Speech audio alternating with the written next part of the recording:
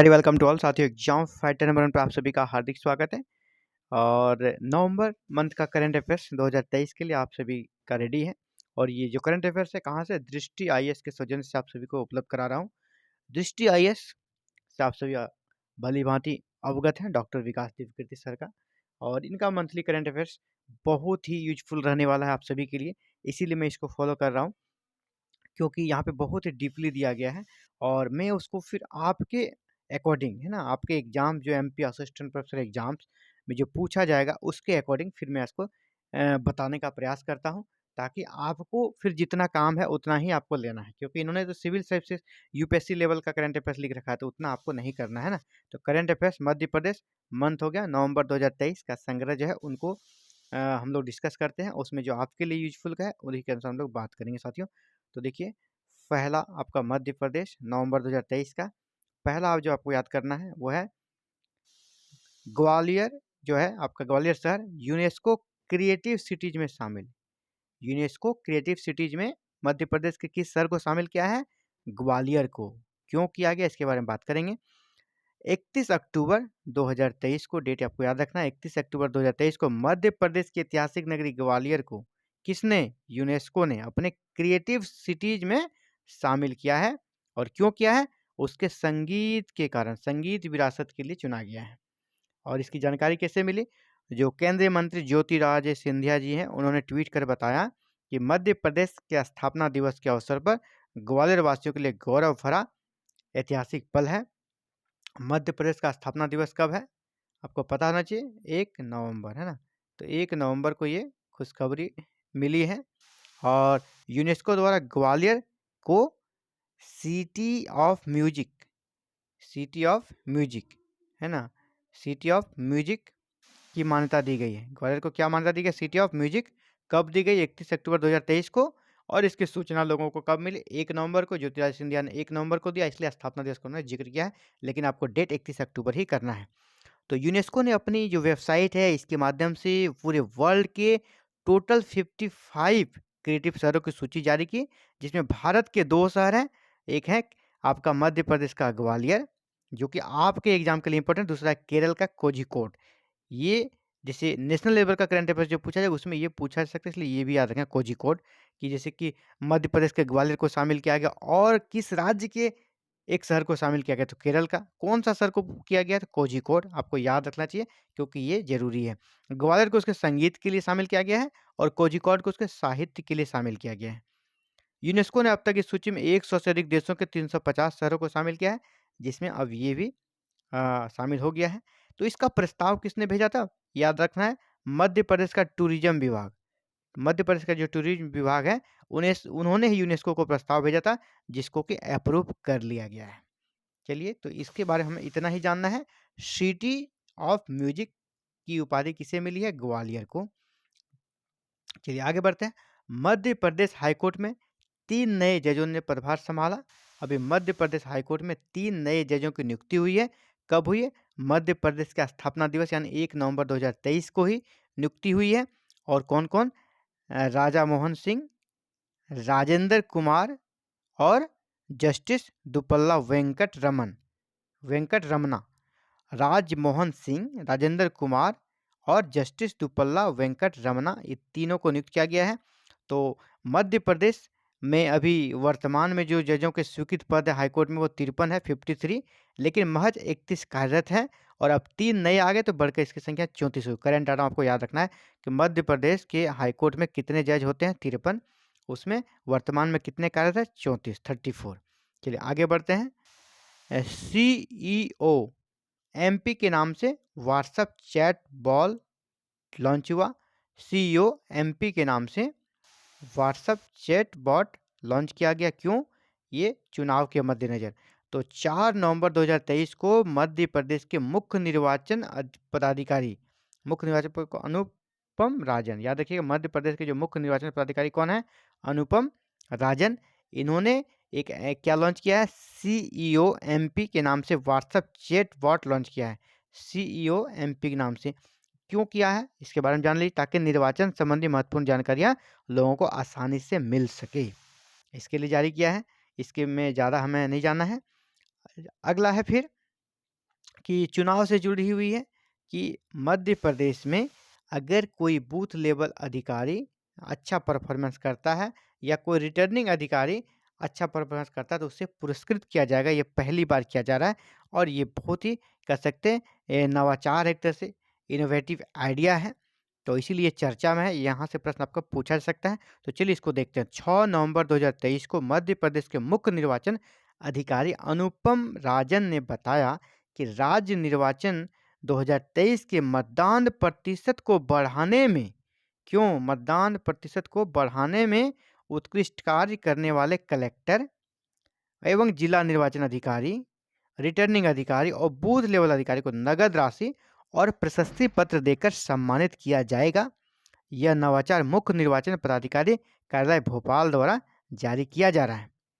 मतदान कब होगा? 17 नवंबर को, जो कि हो चुका है। ये भी पूछा सकता है मध्य प्रदेश में मतदान कब हुआ? 17 नवंबर को एक ही चरण में हो गया था, है ना। इसके बाद यहाँ पे किस प्रकार के अवार्ड है उसको देख लें आप। 230 विधानसभा क्षेत्र हैं, इसमें प्रत्येक विधानसभा क्षेत्र में सर्वाधिक प्रतिशत वाले शीर्ष जो सबसे ज़्यादा जहाँ पर वोटिंग परसेंटेज हुआ टॉप 3 को 3 बूथ लेवल अधिकारी को सम्मानित किया जाएगा और 690 बीएलओ को पुरस्कार के रूप में 5-5 हज़ार का नगद राशि और प्रशस्ति पत्र दिया जाएगा। तो यानी बीएलओ को कितना दिया जाएगा? 5-5 हज़ार का। इसी प्रकार आपको याद रखना है जो रिटर्निंग ऑफिसर होंगे उनको कितना दिया जाएगा। इसी प्रकार रिटर्निंग अधिकारियों को 1-1 लाख रुपए दिए जाएंगे और जो कलेक्टर या जिला निर्वाचन अधिकारी जो कि आईएएस होते हैं इन्हें 5-5 रुपये और प्रशस्ति पत्र दिया जाएगा। और यह पुरस्कार कब दिया जाएगा? 25 जनवरी 2024 को। और यह कौन सा दिवस है? राष्ट्रीय मतदाता दिवस। 25 जनवरी 2024 को राष्ट्रीय मतदाता दिवस के अवसर पर राज्यपाल द्वारा यह पुरस्कार दिया जाएगा। चलिए आगे बढ़ते हैं। Legend league cricket trophy tour Bhopal से शुरू। लीजेंड क्रिकेट ट्रॉफी टूर का स्टार्टिंग कहाँ से हुआ? भोपाल से। लीजेंड क्रिकेट ट्रॉफी का जो टूर है उनका जो उस पर भी यात्रा कराया जाएगा, ये यात्रा शुरुआत कहाँ हुई? भोपाल से। तो 9 नवंबर 2023 को केंद्रीय रेल मंत्री अश्विनी वैष्णव की उपस्थिति में legends league cricket trophy tour की शुरुआत रानी कमलापति स्टेशन भोपाल के वंदे भारत ट्रेन से की गई। इस टूर का उद्देश्य भारत में खेल संस्कृति को राष्ट्रीय स्तर पर बढ़ाना है। इस ट्रेन में कौन कौन थे? Legends cricketer Jonty Rhodes, Syed Kirmani, Monty Panesar, Ishwar Pandey, ये सभी कहाँ गए? हजरत निजामुद्दीन के लिए रवाना हुए। 15 दिन की इस यात्रा में ये ट्रॉफी 17 राज्यों से होकर गुजरेगी ताकि जो चल रहा है लीग क्रिकेट इसका प्रचार प्रसार हो। ये जो लीजेंड्स क्रिकेट लीग है इसका ये दूसरा संस्करण था दोस्तों, दूसरा संस्करण था। ये दूसरा संस्करण है और 18 नवंबर से 9 दिसंबर तक चलेगा। ये 18 नवंबर से 9 दिसंबर तक चलेगा और ये 5 शहरों में आयोजित होगा, रांची, देहरादून, जम्मू और विजाग तथा सूरत में आयोजित किया जाएगा। इसमें 6 टीमें भाग लेती हैं और जो पुराने क्रिकेटर्स होते हैं उनके द्वारा ये टीम बनाई जाती है। तो इसकी शुरुआत आपका भोपाल से, अभी ट्रॉफी का पहले कह सकते हैं टूर कराया जा रहा है ताकि एक माहौल बन सके, इसके प्रति लोगों का आकर्षण बने, इसीलिए अभी ये ट्रॉफी का टूर चल रहा है। तो विद्यार्थियों की अनूठी पहल, अब एक नई नॉलेज आपके सभी सामने। महाकाल लोक की 200 मूर्तियों को चित्रों में उकेर कर बनाएंगे वर्ल्ड रिकॉर्ड, है ना। विद्यार्थियों ने क्या किया है? महाकाल लोक के 200 मूर्तियों की चित्र बनाएंगे और उसका कह सकते हैं वर्ल्ड रिकॉर्ड बनाएंगे। 9 नवंबर 2023 को मीडिया से मिली जानकारी के अनुसार मध्य प्रदेश के उज्जैन स्थित महाकाल लोक में बनी 200 मूर्तियों के चित्र बनाकर फागुनी ललित कला केंद्र, याद रखिए फागुनी ललित कला केंद्र के 15 विद्यार्थी वर्ल्ड रिकॉर्ड बनाए जा रहे हैं। इसकी शुरुआत इस्कॉन मंदिर में लाइव पेंटिंग परफॉर्मेंस के माध्यम से की गई।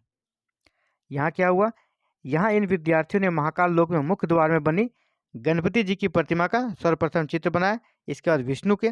तो ये सब चीज़ें आपके लिए याद मुख्य रूप से याद रखना है कि वर्ल्ड रिकॉर्ड जो बनाया तो कहाँ की मूर्तियों को कहाँ की मूर्तियों का चित्र बन रहा है, तो उज्जैन स्थित महालोक का मंदिरों का चित्रण किया जा रहा है। और किस संस्था के द्वारा किया जा रहा है, तो फागुनी ललित कला केंद्र के द्वारा किया जा रहा है। ये आपको याद रखना है। चलिए आगे बढ़ते हैं। प्रदेश में पहली बार युवाओं के लिए मिली मतदान केंद्र की जिम्मेदारी। जो अभी वोटिंग हुआ है एमपी में, यहाँ पे बड़े ही रणनीति के साथ 371 ऐसे मतदान केंद्र बनाए गए जहाँ चुनाव करने की जिम्मेदारी 30 साल से कम आयु के कर्मचारी को थे, यानी जो वहाँ पे पीठासीन पदाधिकारी बने थे उसकी आयु 30 साल से कम थी। इसी प्रकार 5160 पिंक बूथ बनाए गए थे। यहाँ के टोटल मतदान कर्मी महिलाएं थी। तो ये आपको डाटा नहीं याद रखना आपको। जैसे पिंक बूथ क्या हुआ, पिंक बूथ होगा जहाँ पे सभी कर्मचारी जो थी वो महिलाएं थी, वो पिंक बूथ कहला रहा है। और कितने मतदान केंद्र पर 30 साल से कम युवाओं ने प्रतिनिधित्व किया, तो वो 371 मतदान केंद्र मुख्य रूप से याद रखना है। और भी बहुत सारी छोटी छोटी चीज़ें हैं, उन चीज़ों पे अभी आपको नहीं जाना है। अब ये एक है, इससे प्रश्न आ सकता है, पानी में डूबते लोगों को बचाएगा ड्रोन नवरक्षक। आपको नवरक्षक के बारे में पूछा जाएगा, नवरक्षक क्या है, तो नवरक्षक अगर कोई व्यक्ति पानी में डूब रहा है उसको बचाने के लिए तैयार किया गया ड्रोन है, तो इसके बारे में थोड़ा जानना चाहिए। 19 नवंबर 2023 को मीडिया से मिली जानकारी के अनुसार इंदौर की कंपनी है फिशार टेक्नोलॉजीज कंपनी ने नवरक्षक नाम का एक ड्रोन तैयार किया जो पानी में डूबते लोगों को न केवल डिटेक्ट करेगा बल्कि उसका जान भी बचाएगा। कहाँ की कंपनी है, इंदौर की। नाम क्या, फिशार टेक्नोलॉजीज कंपनी। और ड्रोन जो बना, ड्रोन का नाम है नवरक्षक ड्रोन। यह क्या करता है, इसकी विशेषताओं के बारे में थोड़ा बहुत जानना चाहिए। तो पहला है, इसका विशेषता को देख लेते हैं कि यह तो डिटेक्ट करता है लोगों को जो डूब गया, उसे डिटेक्ट कर फिर लाइफ सेविंग जैकेट गिरा देता है उसके ऊपर, जिसके माध्यम से वो 1 घंटे तक वहाँ पानी के अंदर भी रहे तो भी उनकी डेथ नहीं होगी, उन्हें ऑक्सीजन मिल जाएगा सफिशिएंट। ये इनकी मुख्य विशेषता है। बाद में कि वजन होता है, ये सब आपको डिटेल्स नहीं पूछा जाएगा, इस पर नहीं जाना है। पल्स पोलियो अभियान का अतिरिक्त चरण 10 से 12 दिसंबर तक चलाया जाएगा। ये आपसे ये बस इतना ही देखना है। पल्स पोलियो का अभियान का अतिरिक्त चरण कब से कब तक चलाया गया, तो 10 से 12 दिसंबर तक। 20 नवंबर 2023 को एनएचएम मुख्यालय में राज्य टास्क फोर्स की बैठक में बताया गया कि प्रदेश के 16 जिलों में 16 जिलों में 10 से 12 दिसंबर 2023 तक पल्स पोलियो अभियान के अतिरिक्त चरण में 0 से 5 आयु के 37,50,000 बच्चों को पल्स पोलियो वैक्सीन की खुराक दी जाएगी। बस इतना याद रखना है। कितने जिलों में, 16 जिलों में। कब से कब तक, 10 से 12 दिसंबर तक। कितने साल के बच्चे, 0 से 5 साल तक के बच्चे को। डाटा या इसको याद कर लें। कितने बच्चों को, 37,50,000 बच्चों को वैक्सीन मिलेगी पोलियो की। मध्य प्रदेश निर्वाचन 2023 के बारे में बहुत कुछ यहाँ पे जानकारी आपको मिल जाएगी, इसे आपको याद रखना है। सबसे पहला, इस बार जो चुनाव हुआ कब हुआ, 17 नवंबर को। वोटिंग परसेंटेज क्या रहा, 77.15 वोटिंग परसेंटेज रहा। पिछले बार की तुलना में 2.10 की वृद्धि हुई है। पिछले बार जो चुनाव हुआ था उसके तुलना में 2.14 की बढ़ोतरी हुई है, अच्छी बात है। 230 सीटों के लिए चुनाव हुआ था, तो 4 पॉइंट। पहला चुनाव कब हुआ, 17 नवंबर। कितनी वोटिंग परसेंटेज रही, 77.15। पिछले बार से कितना ज़्यादा है, 2.10। कितनी सीटों पर चुनाव हुआ, 210 सीटों पर चुनाव हुई। अब बात करते हैं इसमें जो पुरुष मतदाता मतदान प्रतिशत क्या रहा और महिलाओं का मतदान प्रतिशत क्या रहा। तो इसमें जो टोटल मतदान हुआ 77.15 और इसमें पुरुष मतदान रहा 78.21 और महिलाओं का जो प्रतिशत रहा वहीं इस वर्ष इतना मतदान इसमें 76.03 ये महिलाओं का रहा और पुरुषों का इतना रहा। तो पुरुषों का कितना रहा, 78.21, महिलाओं का 76.03 रहा। ज़्यादा किसका रहा, पुरुषों का। कुछ खास बात है, किस जिले में सबसे ज़्यादा मतदान हुआ, तो सिवनी जिला में। सबसे ज़्यादा मतदान प्रतिशत कहाँ हुआ, सिवनी जिला में। और अलीराजपुर जो जिला है वहाँ पे सबसे कम हुआ, मात्र 61.81 हुआ।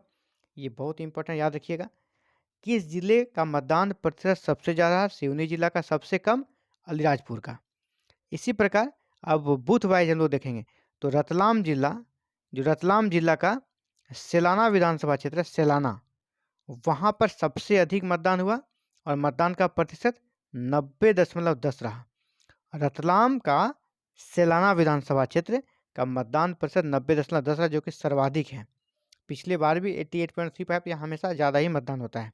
इसी प्रकार अलीराजपुर का जो डिस्ट्रिक्ट अलीराजपुर डिस्ट्रिक्ट का जोबट विधानसभा क्षेत्र में सबसे कम 54% मतदान हुआ। यहाँ भी देखिए ओवरऑल डिस्ट्रिक्ट में भी हम लोगों ने देखा था कौन सा डिस्ट्रिक्ट था, अलीराजपुर ही था, और किसी पार्टिकुलर विधानसभा में भी सबसे कम मतदान देख रहे हैं तो वो भी अलीराजपुर डिस्ट्रिक्ट का ही है। जोबट विधानसभा, वहाँ सबसे कम 54% ही मतदान हुआ।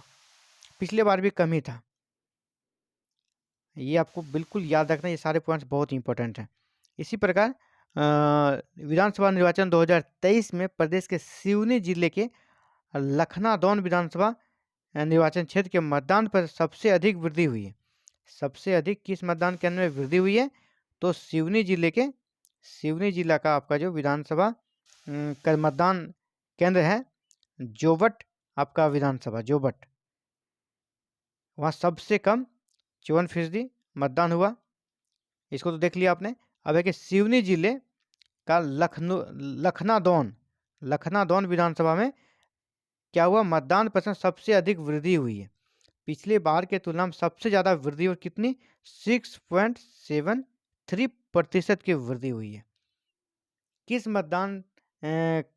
विधानसभा क्षेत्र में मतदान प्रतिशत में सबसे ज़्यादा वृद्धि हुई है? तो लखनादौन विधानसभा क्षेत्र में सबसे ज़्यादा मतदान प्रतिशत में वृद्धि हुई है। पहले था आपका 77.98, अब वो हो गया 84.71, यानी 6.73% की वृद्धि हुई है। इसके बाद ये इंपॉर्टेंट है, 230 विधानसभा क्षेत्रों में 34 ऐसे विधानसभा क्षेत्र जहां पुरुष मतदाताओं की तुलना में महिला मतदाताओं का मतदान प्रतिशत अधिक रहा। यानी कितने विधानसभा क्षेत्र में महिलाओं का मतदान प्रतिशत अधिक रहा? तो वो 34। आपको ये डाटा याद रखना है। चलिए अगले पॉइंट्स की ओर बढ़ते हैं। 54वें भारतीय अंतर्राष्ट्रीय फिल्म महोत्सव में मध्य प्रदेश टूरिज्म बोर्ड की सहभागिता। जी हाँ, जो हमारा अभी 54वां अंतर्राष्ट्रीय फिल्म महोत्सव हुआ, उसमें जो मध्य प्रदेश का टूरिज्म बोर्ड था, उन्होंने वहाँ पर पार्टिसिपेट किया। और अंतर्राष्ट्रीय फिल्म महोत्सव कहाँ हुआ? गोवा में हुआ। और वहाँ से फिल्म से जुड़ी हस्तियों को आमंत्रण दिया गया कि मध्य प्रदेश में आकर शूटिंग करें। ठीक है, ये आपको कब किया गया ये आपको याद रखना है। तो 22 नवंबर 2023 को मध्य प्रदेश टूरिज्म बोर्ड ने गोवा में चल रहे भारतीय अंतर्राष्ट्रीय फिल्म महोत्सव में अपनी सहभागिता की। और इसके प्रमुख सचिव कौन थे? शिव शेखर शुक्ला। ये 2-3 पॉइंट याद रखना है कि 54वां अंतर्राष्ट्रीय फिल्म महोत्सव कहाँ हुआ, गोवा में, कब हुआ? 22 नवंबर 2023 को। कि जो मध्य प्रदेश का किस विभाग ने भाग लिया? तो मध्य प्रदेश टूरिज्म बोर्ड ने भाग लिया। टूरिज्म विभाग भी पूछा सकता, टूरिज्म विभाग कर सकते हैं। और मतलब और इसके सचिव किसने भाग लिया? सचिव शिव शेखर शुक्ला। ये आपको याद रखना है और डिटेल्स हमें अंदर नहीं जाना है। आगे बढ़ते हैं। ये होगा मध्य प्रदेश में ईवी से होगा घर घर का कचरा संग्रहण, बंद होंगे डीजल और सीएनजी वाहन। ये इंपॉर्टेंट है।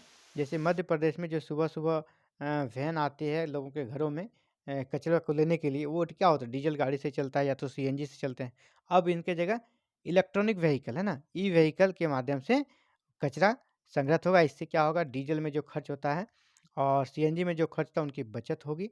तो इसीलिए बहुत अच्छा निर्णय है। तो ओवरऑल इसमें इतना याद रखना है, विशेष नहीं याद रखना है। सीधे कि किस राज्य ने ऐसा किया, आपसे पूछे किस राज्य ने अपने ये प्रावधान किया है, अब कचरा का जो संग्रहण होगा वो इलेक्ट्रॉनिक व्हीकल से होगा। तो ये मध्य प्रदेश, सीधे आंसर इसका ऐसा ही बनेगा। इससे प्रश्न और डिटेल्स इसमें कुछ नहीं बन सकता है। अगला है बांधवगढ़ टाइगर रिजर्व में शुरू होगी बाइसन की गणना। बाइसन की गणना किस टाइगर रिजर्व में शुरू की जाएगी? तो बांधवगढ़ में, मध्य प्रदेश के बांधवगढ़ में बाइसन की गणना होगी। बाइसन जो कि एक एनिमल है, आपका गोवंश से संबंधित एनिमल है। 23 नवंबर 2023 को बांधवगढ़ टाइगर रिजर्व में 3 दिवसीय गौर गणना की शुरुआत हुई। 25 नवंबर को बांधवगढ़ टाइगर रिजर्व के कार्यालय में गणना आंकड़ों को भेजा जाएगा। ठीक है, तो आपको डिटेल्स में नहीं जाना कि बाइसन की गणना कहाँ आरंभ हो रही है। तो बाइसन की गणना आपकी बांधवगढ़ टाइगर रिजर्व में शुरू हो रही है। चलिए आगे बढ़ते हैं। रीवा राणा को मुख्य सचिव का अतिरिक्त प्रभाव। मध्य प्रदेश का जो मुख्य सचिव है उसका प्रभार किसे दिया गया है? वीरा राणा को। 29 नवंबर 2023 को मध्य प्रदेश के सामान्य प्रशासन विभाग ने चुनाव आयोग की सहमति मिलने के बाद 1988 बैच की आईएएस अधिकारी वीरा राणा को वर्तमान दायित्व के साथ राज्य के मुख्य सचिव का अतिरिक्त प्रभार देने का आदेश जारी किया है। सामान्य प्रशासनिक विभाग ने मध्य प्रदेश के वर्तमान जो मुख्य सचिव इकबाल सिंह बैस की सेवा वृद्धि की अवधि समाप्त होने पर उन्हें 30 नवंबर 2023 अपराह्न शासकीय सेवा सेवानिवृत्त की जाने के आदेश के बाद जारी किए गए। यानी पहले के कौन थे सचिव, मुख्य सचिव? इकबाल सिंह बैस। अगर ये पूछा जाएगा पहले वाला तो इसके करना है, वर्तमान पूछा जाएगा तो वीरा राणा को करना है। चलिए आगे बढ़ते हैं। और ये दूसरी, याद रखिएगा, ये दूसरी महिला है जिसे कि इस पद पर आसीन होने का मौका मिला है। यह दूसरा अवसर होगा जब एक महिला अधिकारी प्रदेश के मुख्य सचिव का पद संभालेगी, दूसरा अवसर है। इसके पहले का कौन था? इसके पहले 1960 बैच की निर्मला बुच को भाजपा सरकार ने 1991 में मुख्य सचिव बनाया था। ठीक है, तो इसके पहले वाला अगर पूछ दिया जाए, जीके का प्रश्न करंट से अलग भी रह सकता है ना, कि पहली महिला मुख्य सचिव मध्य प्रदेश के कौन रहे, तो निर्मला बुच। वर्तमान में कौन है? वर्तमान में आपको ज़्यादा याद रखना है, ये वीरा राणा। तो साथियों, नवंबर का करंट अफेयर्स में इतना ही डिटेल्स हम लोगों ने देख लिया है। तो जो भी करंट अफेयर्स आएगा आपको इसी के अंदर से आएगा। तो उम्मीद करता हूँ ये वीडियो आपके लिए बहुत फायदेमंद होगा। Thank you very very much for watching this video and connecting the exam fighter number 1। साथियों, आप भी चाहते हैं एमपी असिस्टेंट प्रोफेसर पेपर 1 की कंप्लीट तैयारी करें और बिल्कुल स्मार्ट तरीके से कम पढ़कर ज़्यादा प्रश्नों को सही कर पाएँ, इसी रणनीति के साथ अगर तैयारी करना है तो हमारे साथ जुड़कर तैयारी कर सकते हैं। और हमारे साथ जुड़ने के लिए आपको करना है इस चैनल को, एग्जाम फाइटर नंबर 1 को सब्सक्राइब, बेल आइकन को प्रेस और ऑल बटन को क्लिक, क्योंकि यहाँ इस पर के क्लासेस की वीडियो हर दिन अपलोड की जाती है और वीडियो अपलोड होते ही आपको नोटिफिकेशन मिले, आप उसे देख सके, अपनी तैयारी को बिल्डअप कर सके। इन्हीं के साथ thank you very very much for watching this video and connecting the exam fighter number 1।